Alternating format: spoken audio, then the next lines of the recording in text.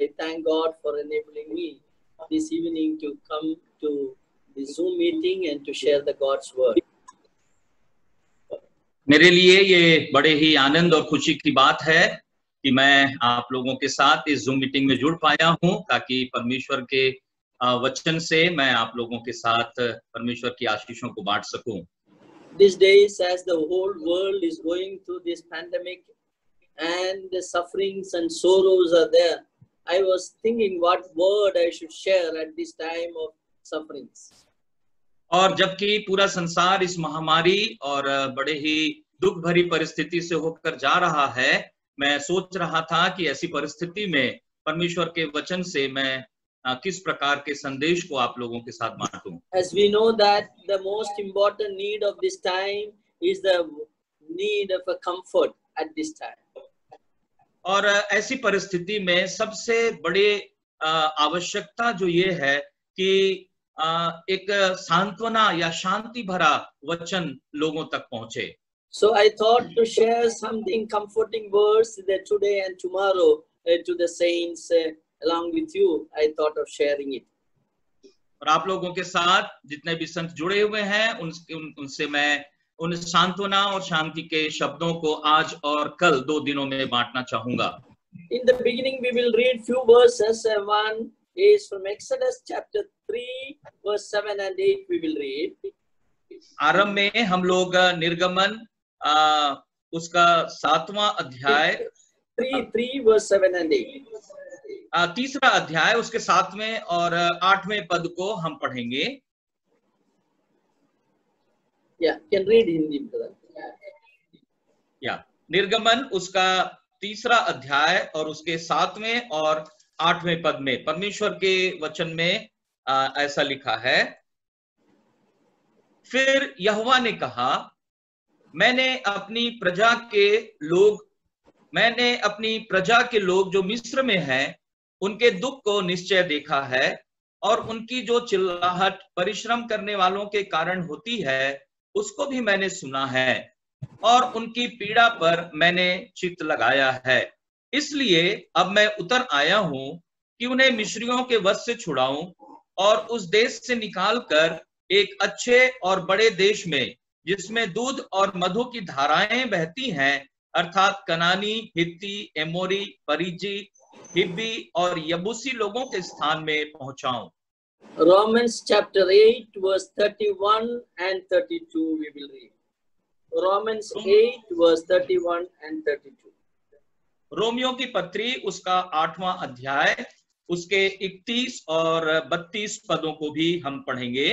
परमेश्वर के वचन में लिखा है, अतः हम इन बातों के विषय में क्या कहें? यदि परमेश्वर हमारी ओर है तो हमारा विरोधी कौन हो सकता है?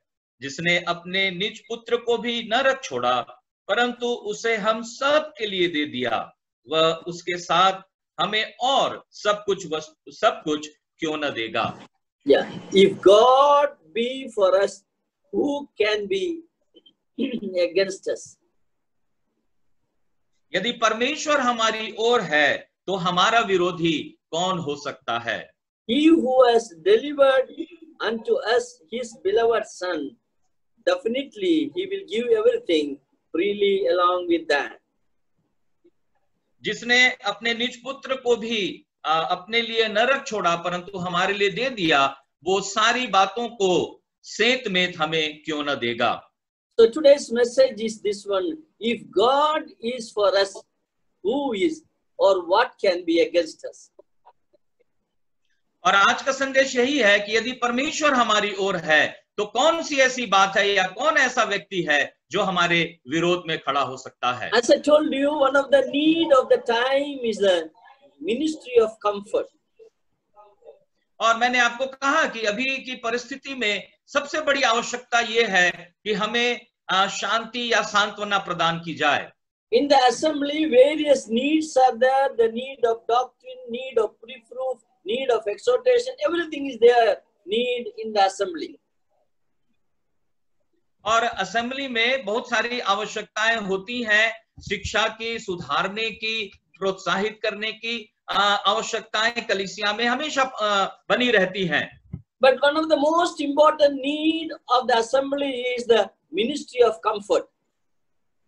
परंतु कलीसिया में सबसे महत्वपूर्ण जो एक आवश्यकता है वो है शांति या सांत्वना देने की सेवकाई. Once a minister who ministered his lifetime, he said like this. और परमेश्वर के एक दास जिन्होंने अपना पूरा जीवन परमेश्वर की सेवा में दिया, उन्होंने इस प्रकार से कहा. He said, if God gives me one more life, I will spend the whole life in the ministry of comfort. और यदि परमेश्वर मुझे एक और जीवन देते हैं तो मैं अपने उस पूरे जीवन को परमेश्वर के लोगों को शांति और सांत्वना देने की सेवकाई में व्यतीत करूंगा. We know that Psalms in the Bible is the most frequently read book in the whole Bible. और पूरी बाइबल में भजन संहिता एक ऐसी पुस्तक है जो बार-बार हमेशा निरंतर पढ़ी जाती है. Now why the people are reading always Psalm? क्यों लोग जो हैं वो बार-बार और हमेशा भजन संहिता की पुस्तक को पढ़ते हैं? Because it shows that they need comfort and the Psalms always comforting the heart of the people. क्योंकि वे लोग इस बात को समझते हैं कि भजन संहिता की जो पुस्तक है वो सांत्वना देने वाली पुस्तक है और इसलिए वो बार-बार उस पुस्तक को पढ़ते हैं. When we are passing through the trouble and difficulty, we will not read and study the Daniel chapter 9. और जब हम परेशानियों में से, सताओं में से, कठिनाइयों में से होकर जा रहे हैं तो हम कभी भी दानियल की पुस्तक उसके 9वें अध्याय को निकाल कर नहीं पढ़ेंगे. Because you know that normally it is very difficult passage. क्योंकि आप जानते हैं कि ये साधारण रूप से बहुत ही कठिन एक भाग है. But we love to read Psalm 23 or something like that. Some psalm will be read and we are getting comforted. और ऐसे समय में हम चाहेंगे कि हम भजन संहिता 23 और इस प्रकार के कुछ भजनों को पढ़ें और उससे हम शांति और सांत्वना प्राप्त करें. Let me tell you, there is no book in the whole world that comforting the human heart like Bible. मैं आपको इस बात को बताना चाहता हूं कि इस पूरे विश्व में कोई भी ऐसी पुस्तक नहीं है बाइबल को छोड़कर जो इस प्रकार की शांति को आपके हृदय में दे सके. And the God of the Bible is also saying that He is the God of all comfort. और बाइबल के परमेश्वर स्वयं इस बात को कहते हैं कि वो शांति देने वाले परमेश्वर हैं. Yes, we read in 2 Corinthians chapter 1 verse 3 says that He is the Father of mercies and God of all comfort.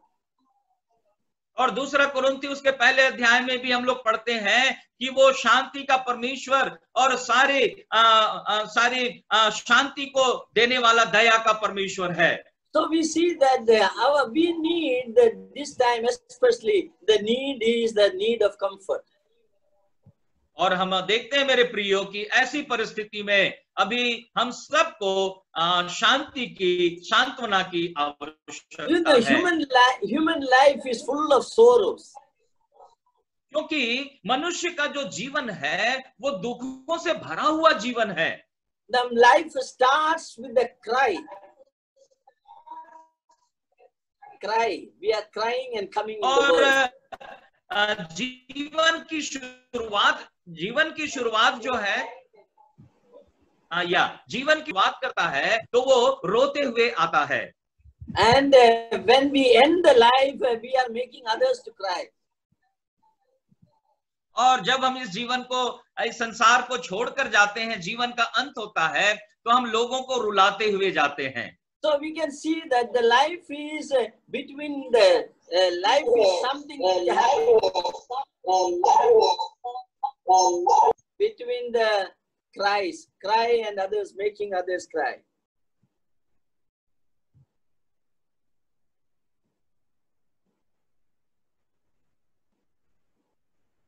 Okay, brother? Can you repeat it once again?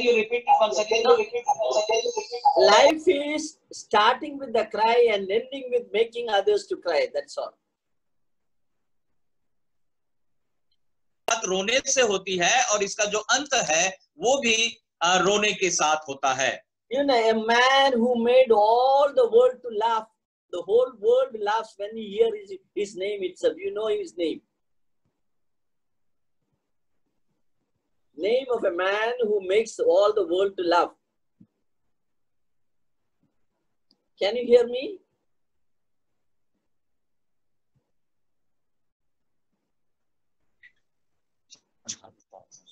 Brother, can you hear me?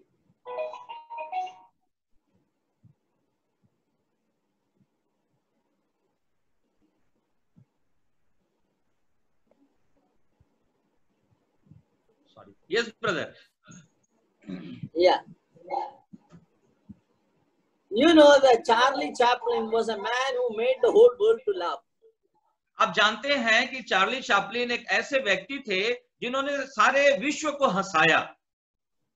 But one day he said like this. और एक दिन उन्होंने कुछ ऐसा कहा. He said, I love to walk in a rainy day.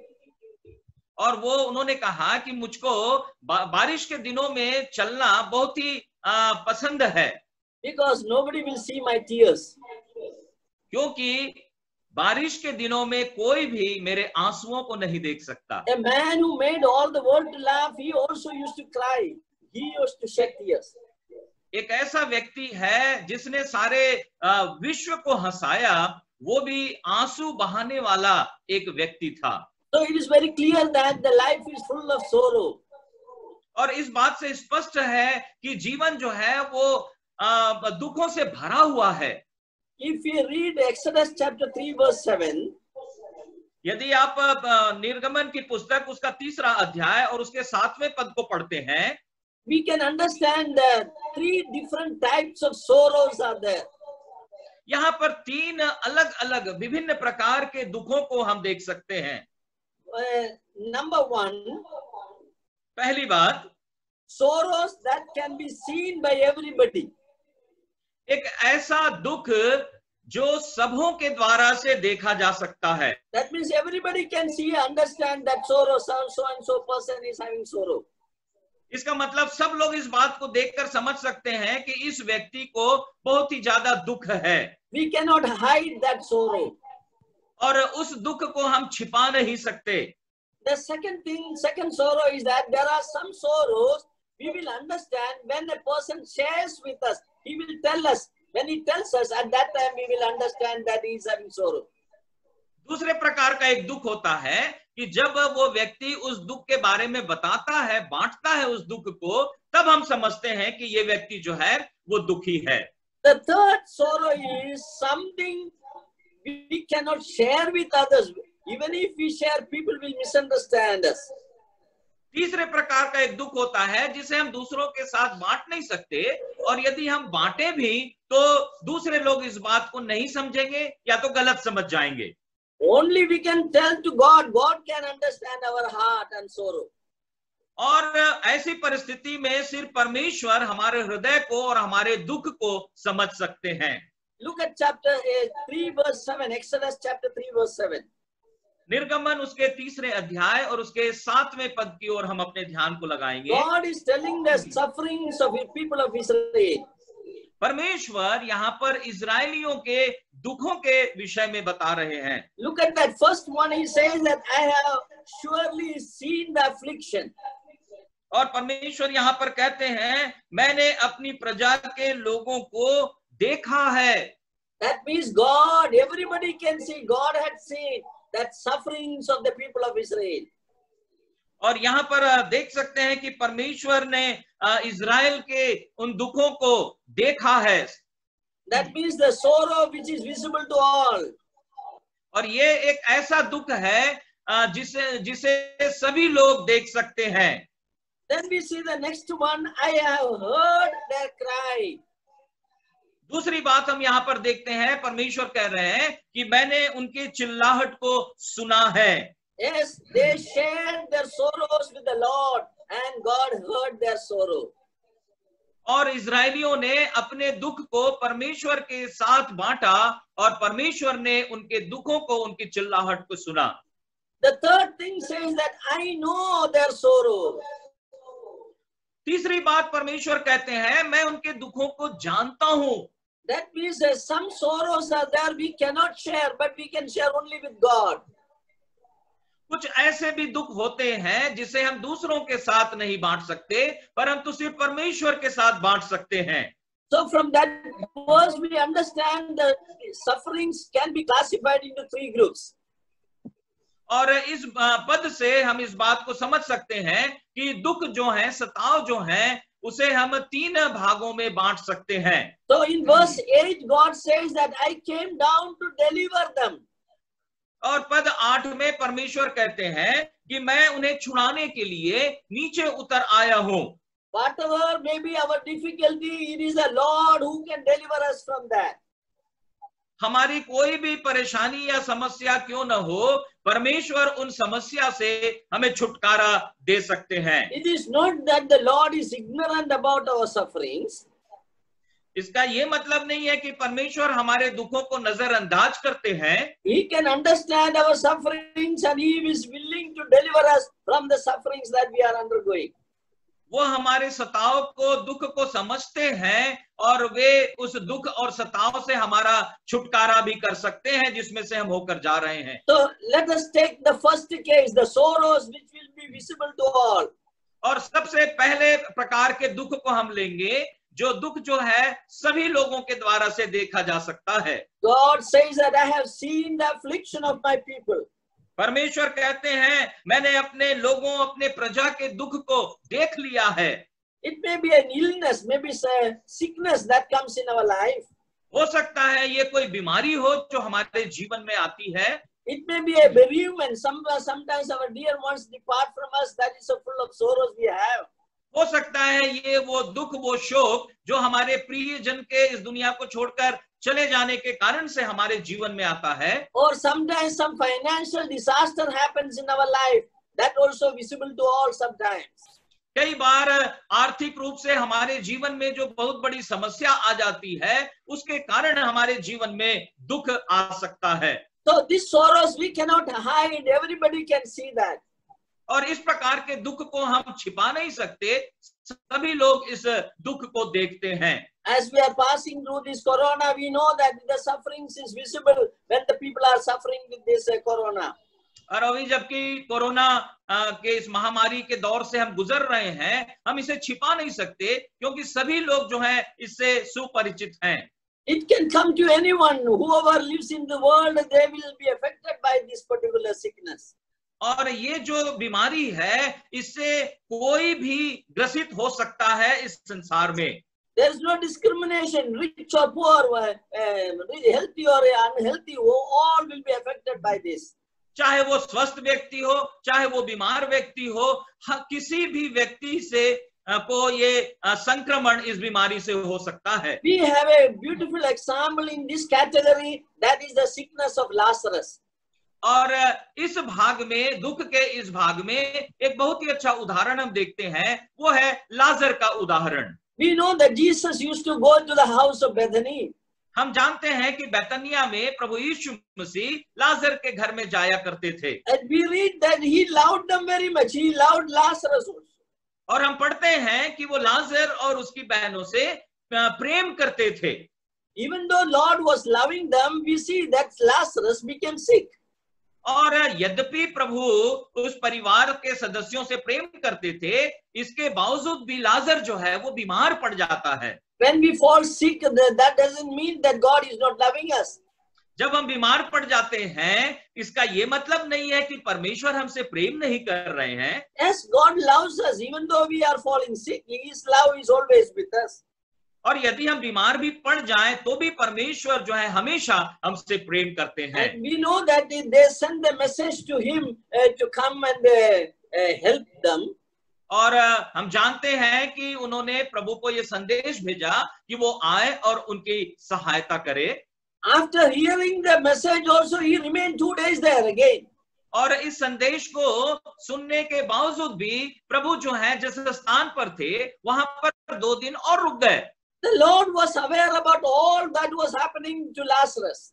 परमेश्वर उन सारी बातों को अच्छे से जानते थे जो बातें लाजर और उसके परिवार में हो रही थी। But He allowed it to happen because it will bring glory to His name. परंतु परमेश्वर प्रभु ने ऐसे होने की अनुमति दी, ऐसा होने दिया ताकि वो परमेश्वर के नाम को महिमा ला सके। And on the fourth day he came there.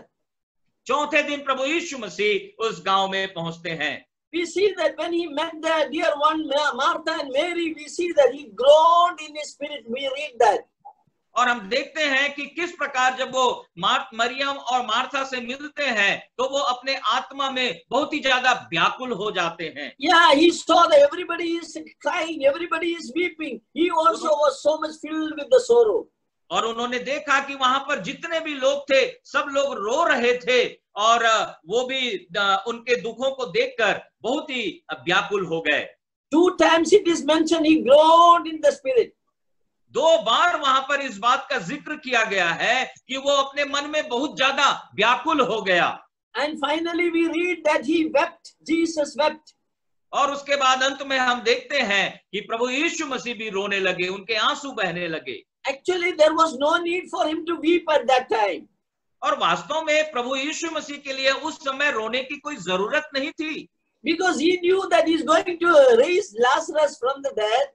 क्योंकि वो जानते थे कि लाजर को वो मृतकों में से जिंदा करने वाले हैं। Then why he has to cry? तो उन्हें फिर क्यों रोने की जरूरत है? Why he has to groan in the spirit? क्यों उन्हें अपने आत्मा में व्याकुल होने की जरूरत है? That shows that he understands the feelings and emotions of the people, those who are suffering, and he joined with them and empathy with them. इसका ये मतलब है कि वो दुखों में से होकर जा रहे लोगों के भावनाओं को अच्छे से समझते हैं और वो उनके भावनाओं में, उनके दुखों में शामिल हो जाते हैं। So our God is such a God who can understand our feelings and the suffering. He is always with us when we are passing through the difficulty. और हमारे परमेश्वर जो हैं वो अद्भुत परमेश्वर हैं जो हमारे सताओं को, दुखों को समझते हैं, और जब हम उन सताओं दुखों में से होकर जा रहे हैं तो वो हमारे साथ रहकर हमारी सहायता करते हैं। Yeah, finally we know what happened to Lazarus, who could bring glory to his name. और हम जानते हैं कि लाजर के साथ क्या हुआ ताकि प्रभु के नाम को महिमा मिल सके। We don't know why the sufferings comes, but God has a purpose behind it. हम नहीं जानते कि ये सताव, ये दुख क्यों आते हैं, परंतु ये अवश्य हमें जानना है कि इसके पीछे परमेश्वर का एक भला उद्देश्य है। Sometimes we cannot get the answer in this world, in this life. और इस जीवन में, इस संसार में उन दुखों के पीछे के उद्देश्य को, उत्तर को हम लोग नहीं समझ पाते। Probably in the eternity it will be revealed to us why that suffering was allowed. और ये सताव जो है वो क्यों हमारे जीवन में आया, उसके उद्देश्य को हम अनंतता में समझ पाएंगे। But one comforting thing for us that when we are suffering, Lord is also with us and he also weeps with us. और सांत्वना की बात हमारे लिए ये है कि जब हम दुखों में से होकर गुजर रहे हैं तो वो परमेश्वर हमारे साथ है और उस दुख में वो हमें शांति प्रदान करते हैं। You know, one day he went to the Peter's house. और हम जानते हैं कि एक दिन हमारे प्रभु जो हैं वो पतरस के घर जाते हैं। Peter is a man who never thinks what is a future. He is an instant man. He makes a lot of mistakes. और पतरस एक ऐसा व्यक्ति था जो भविष्य के बारे में ज्यादा नहीं सोचता था, कई प्रकार की गलतियां उससे होती थी। He knew that his mother-in-law is already sick and she is bedridden there. और वो जानता था कि उसकी जो सास है वो बीमार है। But again we see that he is bringing about 11 people there at the home for a lunch or a dinner like that. परंतु फिर भी 11 लोगों को साथ में लेके, चाहे वो दोपहर का हो या रात का भोजन हो, वो अपने ससुराल में पहुंच जाता है। See what a man he was. Actually, what would have been the chaotic state at that house? और देखिए वो किस प्रकार का व्यक्ति रहा होगा। ऐसी परिस्थिति में वो परिवार जो है कितना असहज महसूस किया होगा। But Lord understood the difficulties there. परंतु प्रभु यीशु मसीह वहां की परिस्थिति को, वहां की समस्या को समझे। And we knew that the Lord healed the mother-in-law of Peter. और वहां से हम पढ़ते हैं कि प्रभु ने पतरस की सास को चंगा किया। Then we see that she got up and served them. और हम देखते हैं कि वो जो है वो उठ खड़ी हुई और वो उनकी सेवा टहल करने लगी। So when we are passing through the difficulties and problems and bereavement, whatever may be, Lord is with us and he always comforts us. जब हम परेशानियों से, समस्याओं से या कोई भी विषम परिस्थितियों से होकर गुजर रहे हैं, तो इस बात को हम जानते हैं कि परमेश्वर हमारे साथ है, प्रभु हमारे साथ हैं और वो हमें शांति प्रदान करते हैं। We know the story of Job. Job passed through all the difficulties. हम जानते हैं अय्यूब की कहानी को। अय्यूब भी कितनी समस्याओं से होकर गुजर रहा था। At the end, he is saying one thing. परंतु अंत में उसने 42, he says that I have heard about you, O God. 42 अध्याय में वो कहते हैं कि मैंने उस प्रभु के बारे में सुना था, But when I pass through these sufferings, I have seen you face to face. परंतु जब मैं इन दुखों से होकर गुजरा हूं तो मैं उसको आमने सामने देख सका हूं। Yes, when God allows us to pass through the suffering, we will see the God face to face. और जब परमेश्वर हमको उन दुखों से होकर जाने की अनुमति देते हैं, ऐसी परिस्थिति में हम परमेश्वर को अपने आमने सामने देख पाते हैं। We will understand His care and care upon us at that time. और वो जो हमारी चिंता करते हैं, उस बात को हम अपने जीवन में See in our suffering, He sees our sufferings. परमेश्वर हमारे दुखों को, हमारे सताव को देखते हैं। And secondly, we see that God heard the cry. दूसरी बात जो हम देखते हैं कि परमेश्वर ने उनके चिल्लाहट को सुना। As I told you, some of our sorrows we cannot share, we cannot tell to everybody. जैसे मैंने आपको बताया कि कुछ दुख ऐसे होते हैं जिसे हम हर व्यक्ति के साथ नहीं बांट सकते। Most of the time we keep that things in our heart. कई बार, अधिकांश हम उन दुखों को, उन बातों को अपने हृदय में रखते हैं। Only when we tell, the people will understand that we have sorrow. और जब हम लोगों को बताएंगे तभी लोगों को समझ में आएगा कि हम दुखी हैं। Yes, there are some sorrows like that. When we share, others will understand. और कुछ ऐसे दुख होते हैं जिन्हें जब तक हम लोगों को न बताएं, लोग उन दुखों को नहीं समझ पाते। The best example is Daniel and his friends. We know that. और बहुत ही सबसे अच्छा उदाहरण जो है वो दानिएल और उसके मित्रों का है। The Daniel and his friends, we know that they came to know that there is a order from the king to kill all the wise men of Babylon. और दानिएल और उसके मित्र जो हैं वो इस बात को सुन पाए, जान पाए कि राजा जो है उसने सारे बाबुल के बुद्धिमान लोगों को मार डालने के लिए उसने एक आदेश निकाला है। It was a painful news. और ये जो समाचार है वो बहुत ही दर्दनाक था। When Daniel came to know about it, he was very much upset about that. और दानिएल जब इस बात को जान पाया तो वो बहुत ही परेशान हो गया। He ran towards his friends and told them, see, this is what is going to happen. The king has ordered to kill everybody.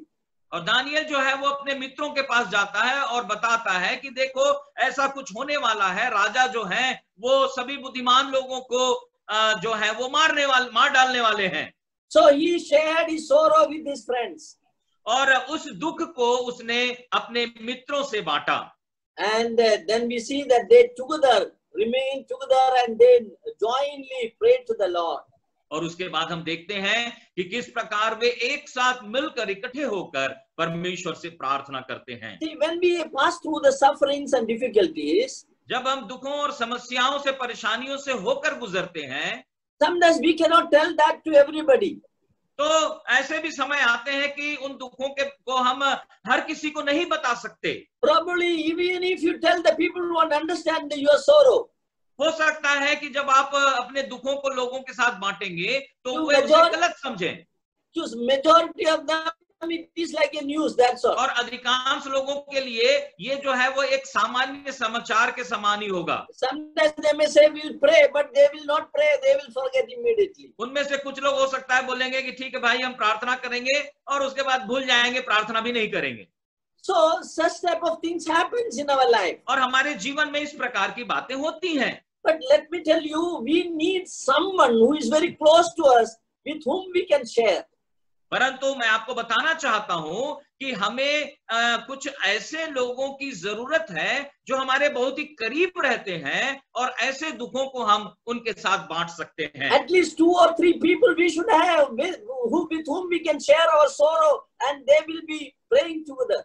कम से कम 2 या 3 ऐसे लोग जो हमारे बहुत ही करीबी हैं हमारे साथ होने चाहिए, ताकि हम अपने उन दुखों को उनके साथ बांट सकें और एक साथ मिलकर हम प्रार्थना कर सकें। We need prayer partners. हमें प्रार्थना के सहभागियों की आवश्यकता है। So we see Daniel full of sorrow. He had prayer partners. They joined together and they prayed. और दुखों से भरे हुए दानियल को हम देखते हैं कि किस प्रकार वो अपने मित्रों को इन बातों को बताता है और वे एक साथ मिलकर प्रार्थना करते हैं। Brothers and sisters, let us have some prayer partners with whom we can share our sorrows and suffering. We can jointly pray. God will hear our prayer. भाइयों और बहनों, हमारे कुछ ऐसे ही करीबी मित्र या प्रार्थना के सहभागी होना चाहिए जिनके साथ हम उन दुखों को बांटकर एक साथ मिलकर हम प्रार्थना कर सकते हैं। So when they jointly prayed, we see that God heard the prayer of Daniel and his friends. और हम देखते हैं कि जब वे लोग मिलकर प्रार्थना करते हैं तो परमेश्वर दानियल और उसके मित्रों की प्रार्थना को सुनते हैं। So this is the second type of sorrow. और ये दूसरे प्रकार का दुख है जिसे अभी हमने देखा। Now the third thing, तीसरी जो बात है, तीसरे प्रकार का दुख, say there's something which we cannot share to anyone, and even if we share, people will misunderstand. वो ऐसा दुख होता है जिसे हम किसी दूसरे के साथ नहीं बांट सकते, और यदि हम उसे बांटते भी हैं तो लोग जो हैं उसे नहीं समझते या तो फिर वे लोग उसे गलत समझ जाते हैं। Even if you share with your own wife or your husband, they will not be able to understand the sorrow of your heart. और कुछ ऐसा दुख होता है हृदय के गहराई में जिसे यदि हम अपने पति या अपनी पत्नी के साथ भी बांटें तो वो उन बातों को नहीं समझ पाते। So in Exodus chapter 2 verse 23 we read, तो निर्गमन की पुस्तक उसके दूसरे अध्याय और उसके 23 पद में हम पढ़ते हैं, we read that Israel sighed by the reason of their bondage. They took a deep breath because of their sorrow. और यहाँ पर हम देखते हैं निर्गमन उसके 2 के 23 में कि इजरायली लोग जो हैं वो इतने ज्यादा दुखी थे, उनके विषय में कहा गया है कि इजरायली कठिन सेवा के कारण लंबी लंबी सांस लेकर आहें भरने लगे। Yeah, deep breath will take when we cannot share the sorrows. लंबी लंबी सांसें जब हमारे जीवन में आने लगती हैं, उन दुखों को बांटना बहुत ही मुश्किल होता है, हम नहीं उसे बांट सकते। So because of the bondage, the people of Israel were taking deep breath and they are just coming to the God's presence. और उस बंधुआई के कारण, कठोर परिश्रम के कारण से उन लंबी लंबी सांसों को वे लोग ले रहे थे, वे किसी के साथ इन बातों को नहीं बांट सकते थे। God says that I know their sorrow. I know their sorrow. परमेश्वर कहते हैं मैं उनके दुखों को जानता हूं, मैंने उनके दुखों पर चित्त लगाया है। There are some sorrows only to share God. We cannot share with anyone else. कुछ ऐसे दुख होते हैं जिसे हम सिर्फ और सिर्फ परमेश्वर के साथ बांट सकते हैं और किसी दूसरे के साथ नहीं। One of the example is the life of Peter. We know that. और एक उदाहरण जो है वो पतरस के जीवन से हम देख सकते हैं। Peter was so bold and he said that no, I will not deny you. I will be ready to die with you and all. He was boasting. और पतरस जो है वो बहुत ही साहसी था, प्रभु से कहता है मैं तेरा इनकार नहीं करूंगा, चाहे मुझको तेरे साथ मरना भी पड़े तो मैं उसके लिए तैयार हूं। Yeah, the Lord very clearly told him that before the crows twice you will deny me thrice. और प्रभु यीशु मसीह ने बड़ी स्पष्टता के साथ उसे कह दिया था कि मुर्गे बांग देने से पहले तू 3 बार मेरा इनकार कर देगा। And it happened. और ये ऐसा ही हुआ। And really, Peter never expected that is going to happen. और पतरस ने इस बात की बिल्कुल भी अपेक्षा नहीं की थी कि ऐसा कुछ होगा। And we see that all of a sudden he saw the Lord is looking at him. और अचानक से पतरस जो है वो देखता है कि प्रभु जो है वो उसे देख रहे हैं। When the Lord was looking at him, his heart was broken down. और जब प्रभु उसकी ओर नजर लगाकर देखते हैं तो उसका दिल जो है वो टूट जाता है। He was filled with the sorrow. वो दुख से भर जाता है। He went out and started weeping and crying. वो बाहर गया और वो रोने लगा। And he cannot share this thing to anyone else. और इस घटना को, इस परिस्थिति को वो किसी दूसरे के साथ नहीं बांट सकता था। Because if he shares, it's a matter of shame. और यदि वो इस बात को दूसरों के साथ बांटता है तो ये उसके लिए एक प्रकार से शर्म की बात होगी। But the Lord knew the heart of Peter very well. परंतु प्रभु यीशु मसीह पतरस के दिल को बहुत ही अच्छे तरीके से जानते थे। We read that Peter wept bitterly. He wept. और हम देखते हैं कि वहां पर पतरस जो है वो बहुत ही दुख के साथ अपने दुखों को उंडेलते हुए वो वहां पर रोता है। When Jesus rose again on the third day, प्रभु यीशु मसीह जब तीसरे दिन जीवित हो गए, we read that among the disciples, Peter was the first one to see the Lord.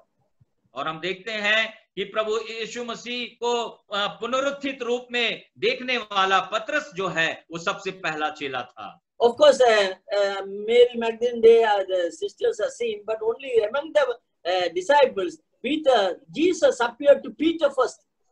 और मरियम और मगदलनी जो हैं, दो बहनें, उन्होंने प्रभु यीशु मसीह को जरूर पहले देखा था, परंतु प्रभु यीशु मसीह के चेलों में से पतरस ही पहला चेला था जिसने पुनरुत्थित प्रभु यीशु मसीह को देखा। So I was wondering why Jesus appeared to Peter first. तो मैं इस बात पर विचार कर रहा था कि प्रभु यीशु मसीह क्यों पतरस को सबसे पहले प्रकट हुए। Because Lord knew the heart of Peter very well. क्योंकि प्रभु जो है वो पतरस के हृदय को बहुत ही अच्छे से जानते थे। So he understands that Peter is full of sorrow. क्योंकि वो जानते थे कि पतरस जो है वो दुख से भरा हुआ व्यक्ति है। He cannot tell this thing to anyone else.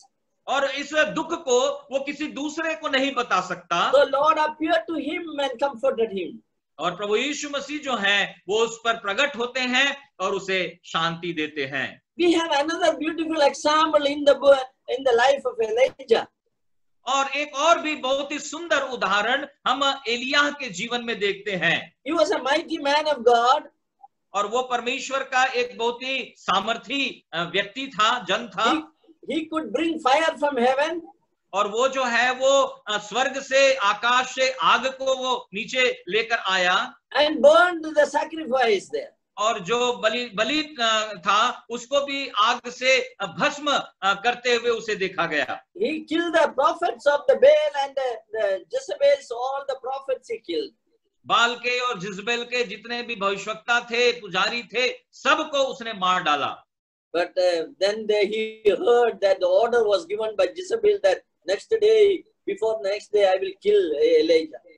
और उसके बाद उसको पता चलता है कि इजबेल की ओर से एक आज्ञा आ गई है, राजाज्ञा आ गई है कि उसे जो है वो मार डाला जाएगा। अब वो बचेगा नहीं, दूसरा दिन नहीं देख पाएगा। Really, he was so shocked. और वो जो है वो अचानक से घबरा जाता है, He परेशान हो filled जाता with है। the sorrow. He filled with the sorrow.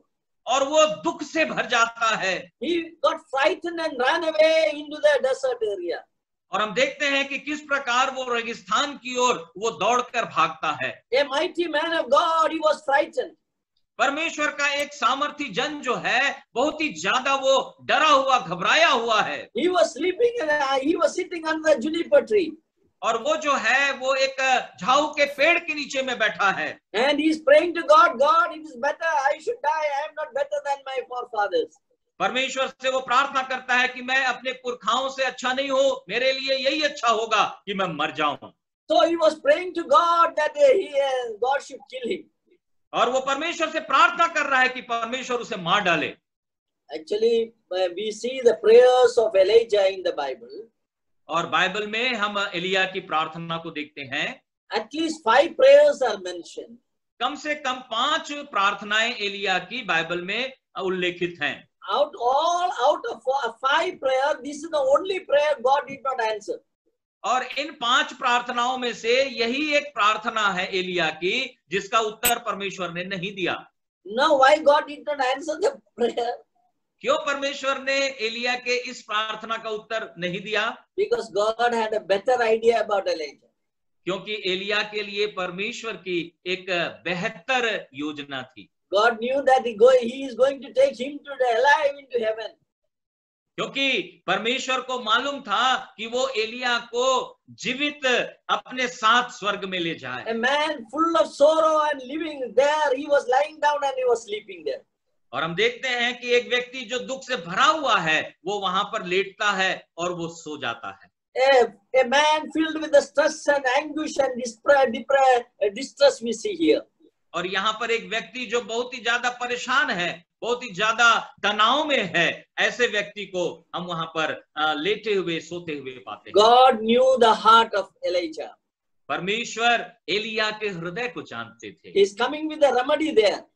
और वहां पर वो एक निदान के साथ वहां पर वे पहुंचते हैं। The bread was sent from heaven. Angel came with the bread. और एक रोटी जो है वो स्वर्ग से भेजी गई, स्वर्गदूत जो है उस रोटी को लेकर एलिया के पास पहुंचा and provided water and bread to Elijah. और पानी और रोटी जो है वो एलिया के लिए वहां पर प्रदान He की ate that. और एलिया ने उसे खा लिया। He didn't ask even from where it is coming from. उसने इस बात को पूछा भी नहीं कि ये रोटी और पानी आ कहां से रहे हैं। He ate very well and again he slept. और बहुत ही अच्छे से पेट भर के उसने खाया और पानी पिया और फिर से वो सो गया। Again the angel came and give him the bread. स्वर्गदूत जो है वो फिर से आता है, फिर से वो उसको उसके सामने में रोटी परोसता है। And finally he is telling that you have to walk now to Horeb.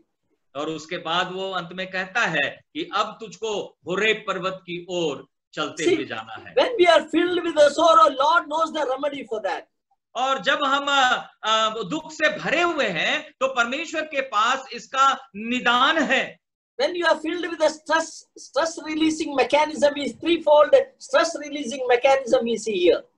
और यहाँ पर हम तनाव से मुक्त होने का जो तरीका है उसके 3 तरीकों को यहाँ पर हम देख सकते हैं। Good sleep. पहली बात है अच्छी नींद, मीठी नींद। Good food. अच्छा स्वादिष्ट भोजन। And good exercise. और अच्छा व्यायाम।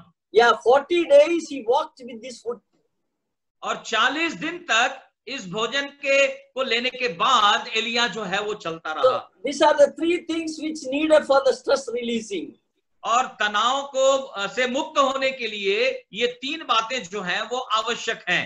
Good sleep, good food, good exercise. मीठी नींद, स्वादिष्ट भोजन और अच्छा व्यायाम।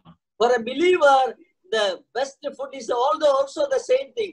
Rest in the Lord. That is the first thing.